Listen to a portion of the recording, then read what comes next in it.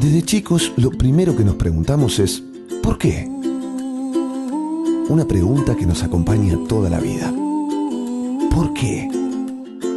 En el bar, en la calle, en el trabajo, en el subte, en el taxi. ¿Por qué? La ciudad, el país y el mundo, más allá de la coyuntura. ¿Por qué? La pregunta de siempre con la profundidad que la actualidad a veces nos hace perder de vista. ¿Por qué? Así de simple, así de profundo. Graciela Fernández Mejide se pregunta ¿por qué? El 1110. Hola, buenas tardes. Como todos los domingos, acá estamos. Soy Graciela Fernández Mejide. Este programa se llama ¿Por qué? Es un programa que plantea preguntas y pide respuestas a nuestros invitados para pensar la Argentina. En el prólogo de un libro, Controlando la corrupción, de Robert Klitgar, en 1994, es decir, no es de ahora, cita a una guatemalteca, María Altolaguirre, que decía: cuando en una sociedad el sinvergüenza triunfa, cuando se admira al abusador, cuando los principios dejan de existir y solo prevalece el oportunismo, cuando el insolente gobierna y la gente lo tolera, cuando todo se corrompe pero la mayoría permanece quieta porque espera su tajada, ¿de qué tiempo se trata? ¿Del tiempo de esconderse, de suspender la lucha? ¿Tiempo de dejarse ser un Quijote? ¿Es tiempo de repasar nuestras actividades, reevaluar las que nos rodean y regresar a nosotros mismos?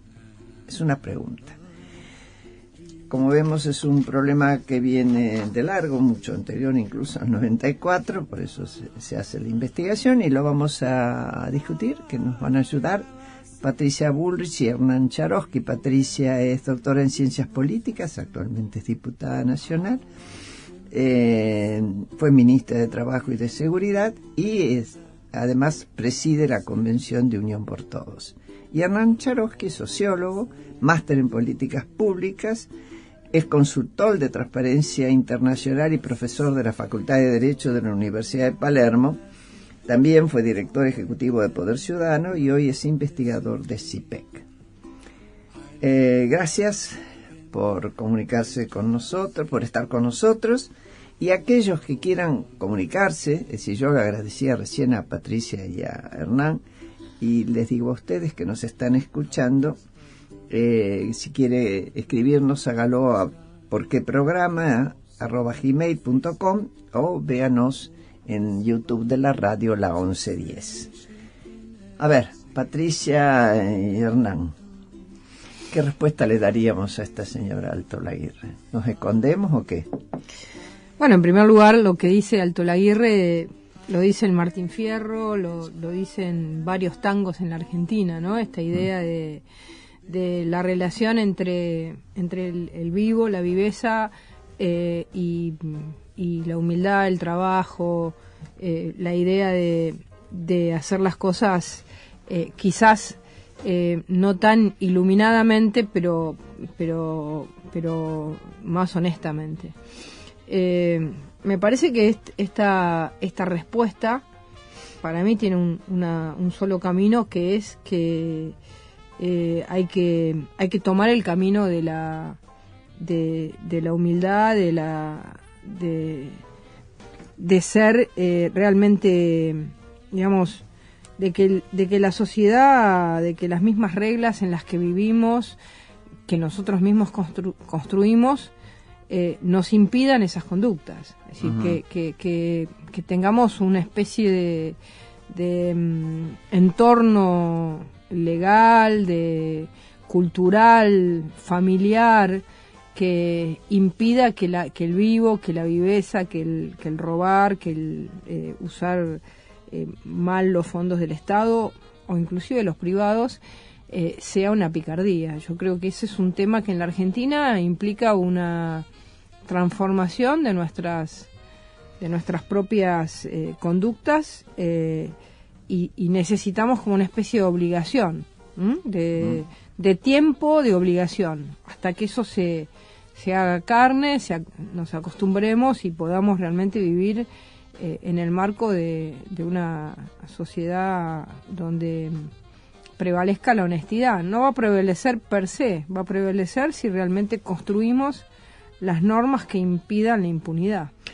Hernán, vos investigás específicamente el tema corrupción. ¿Qué nos dirías? Yo quería tomar una cosa que decía Patricia y largar desde ahí, ¿no? Que es, Patricia hablaba de una especie de medio ambiente, ¿no? De entorno, decías, de entorno institucional, ¿no? Que no es solamente normas, porque quizá en muchos países, inclusive el nuestro, las normas están, el problema es si se cumplen y si tenés instituciones para cumplirlas. Pero, digamos, lo que decía Patricia es si se genera un medio ambiente institucional adecuado, entonces vas a tener incentivos para que las conductas sean más adecuadas y más lejos de la figura esta del sinvergüenza. Sin embargo, me acordaba de algo que dice Graham Greene en El tercer hombre, ¿no? Que El tercer hombre es una historia de corrupción, básicamente. Y entonces uno de los personajes que está involucrado en esa trama de corrupción dice: la corrupción funciona como un partido totalitario. Y me parece que es una idea muy interesante, porque a diferencia de esta noción del sinvergüenza, ¿no? De que es el malo, que es la excepción a la regla, pero que es lo suficientemente inteligente para salirse con la suya, cuando la corrupción se vuelve sistémica, ya no es un tema de sinvergüenzada o de viveza, sino que es un tema de un medio ambiente institucional opuesto a lo que decía Patricia recién, o sea, en donde los incentivos están dados para funcionar de determinada manera, en la cual, por ejemplo, se desvían fondos públicos, o se retienen servicios que se deberían dar, o se le provee al Estado de bienes o servicios peores de los que se deberían dar, y entonces eso genera una diferencia económica que después comparten el tipo del sector privado que provee con el funcionario que lo contrata. Entonces, cuando eso se empieza a transformar en un sistema de reglas y en un sistema institucionalizado, termina siendo un poder. Termina siendo un poder y termina siendo un entorno institucional al cual cualquier funcionario, cualquier miembro de la burocracia pública, empieza a adaptar su conducta a esa regla y a esa institucionalidad. Y la democracia misma se empieza a sesgar hacia ahí, porque eso genera caja política, financia campañas, fortalece las chances de un candidato en detrimento de otro que no tiene acceso a esos fondos, genera el incentivo de que el que llega quiera hacer caja porque de otra manera si no va a perder. Entonces, más allá de la figura del sinvergüenza, que puede estar en los orígenes quizá del problema, y no estoy del todo seguro, el problema es el entorno institucional, ¿no? Es cuando esto se vuelve un sistema, y un sistema que alimenta al poder, y que inclusive tratar de cambiarlo significa arriesgarse a perder el poder. O sea, para cambiarlo realmente hace falta poder. Ahora, para llegar al poder y cambiarlo se corren riesgos que son paradojales, ¿no? Puestas las cosas así, uno podría decir, bueno, de últimas es el desarrollo, si uno lo toma ligero, ¿no?, del poder. Y la gente decide, bueno, ¿y a mí qué me importa? ¿En qué me perjudica a mí? En la vida cotidiana. 11. La respuesta es 11. Claro. 11 y los trenes.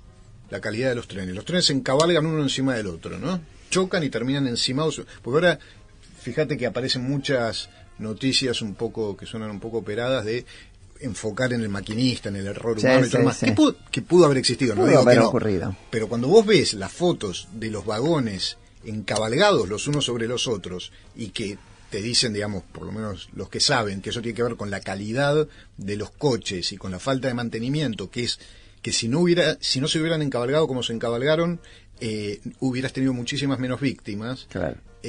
Ahí te das cuenta dónde afecta en la vida cotidiana, ¿no? Cuando los servicios son malos, cuando, qué sé yo, una de las principales modalidades de corrupción, y Patricia en esto seguramente conoce tanto más que yo, por ejemplo, con el tema de servicios de salud y obras sociales, es cuando el proveedor da menos servicios de los que debería dar, se genera una diferencia económica que comparte con un funcionario corrupto que en realidad lo debería controlar.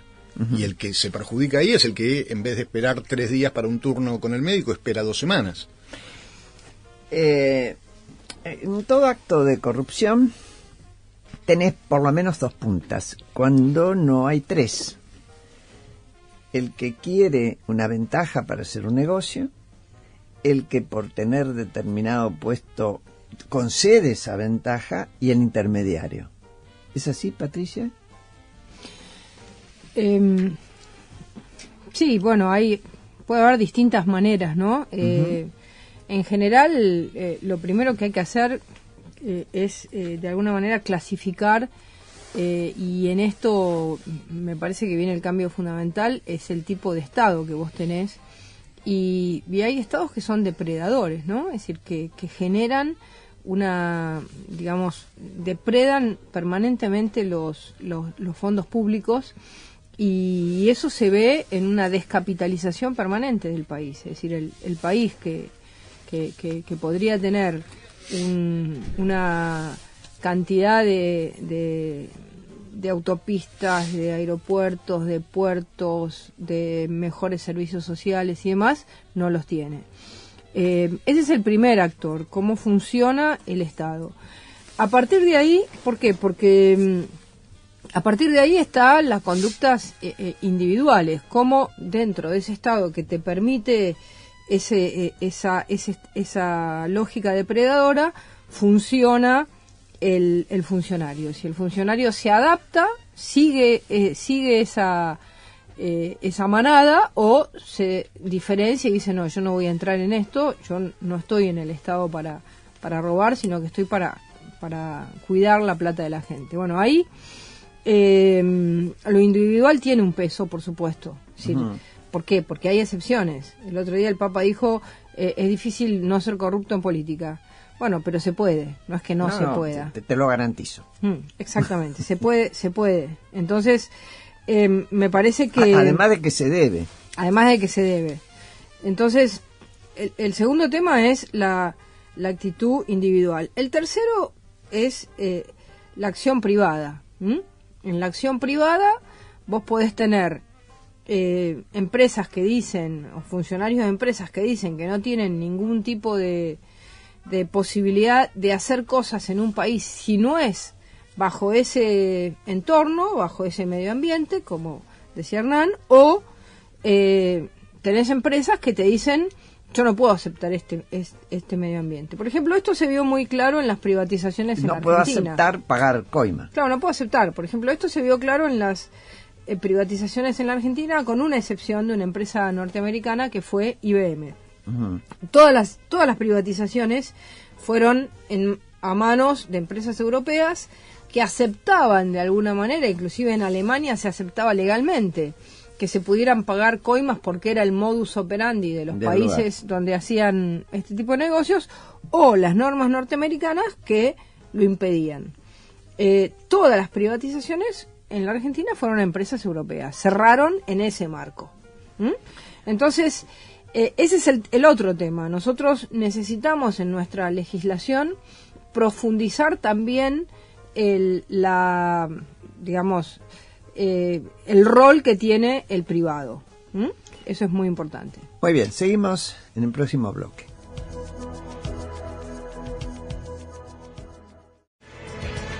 Bueno, escuchamos Vuelta por el Universo. Cerati y Daniel Melero estuvieron con nosotros y la verdad que a todos les gustó mucho, a nuestros invitados. Uno dice, o escucha decir, o he escuchado decir, estos roban pero hacen. Y por otro lado, hay hoy por hoy una convicción que se instala: la corrupción empieza con Kirchner, o con los Kirchner. ¿Qué hay de eso, Hernán, de ambas situaciones? Empiezo con lo primero, lo de roban pero hacen, ¿no? Que tiene como la idea subyacente de que hay una dicotomía entre hacer las cosas sin estar atado a reglas o atarte a reglas y ser ineficaz. Esa parece ser la disyuntiva que está detrás del roban pero hacen.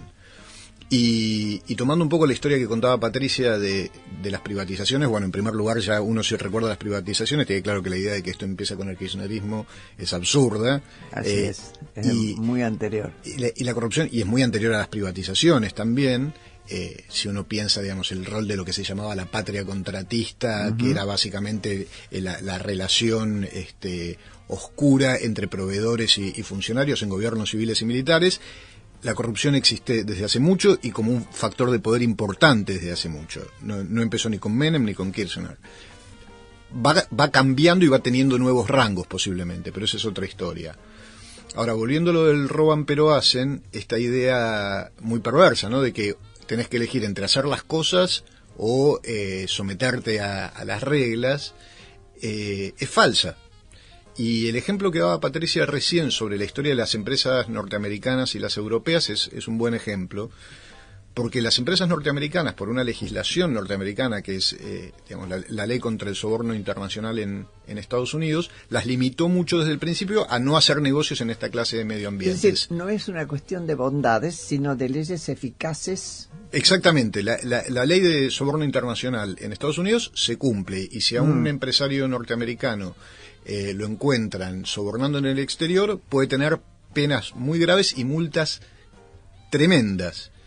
Y los europeos no las tenían en esa época, o sea, principios de los 90.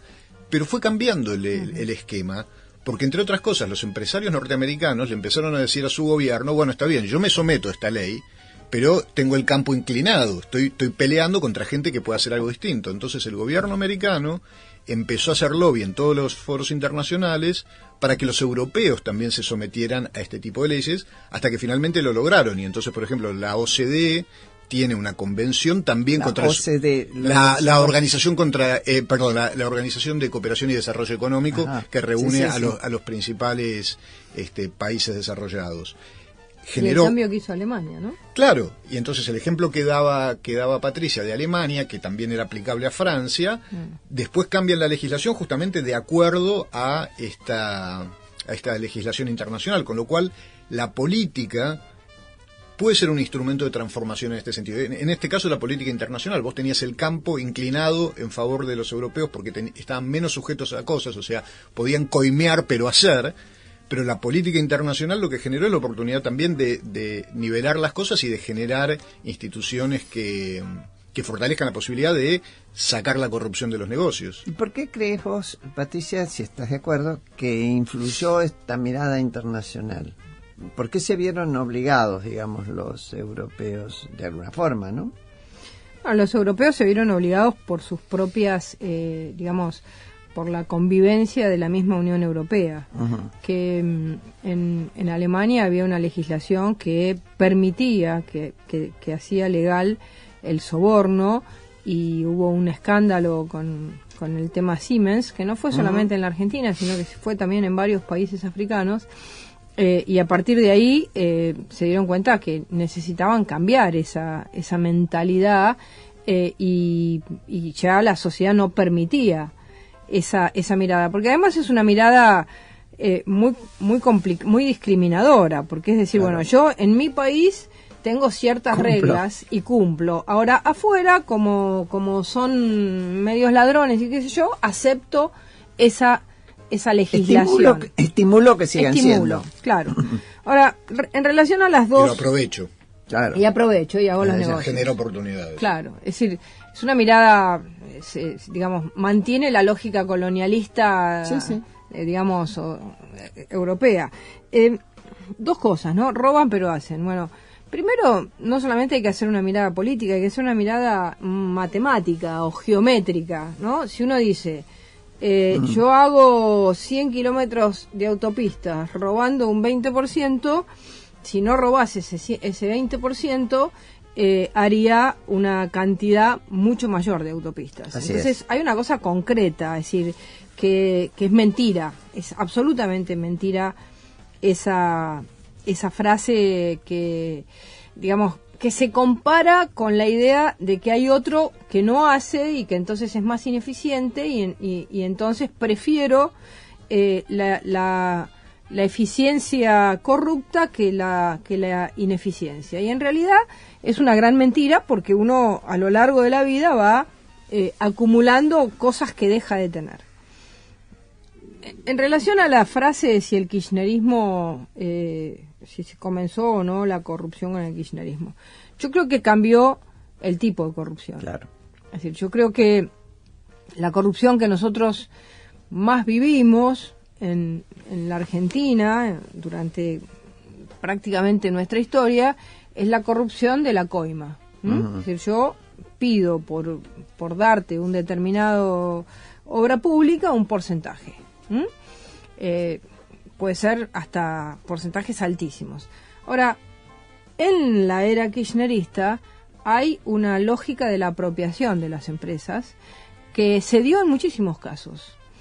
En algunos casos se las quedó en el Estado y en otros casos las cambiaron de dueño. Por ejemplo, el famoso caso del casino del Puerto de Buenos Aires, que lo tenía una empresa española, Cirsa, que comenzó un acoso muy fuerte en complicidad con los gremios y demás, y el casino se lo terminan dando a Cristóbal López.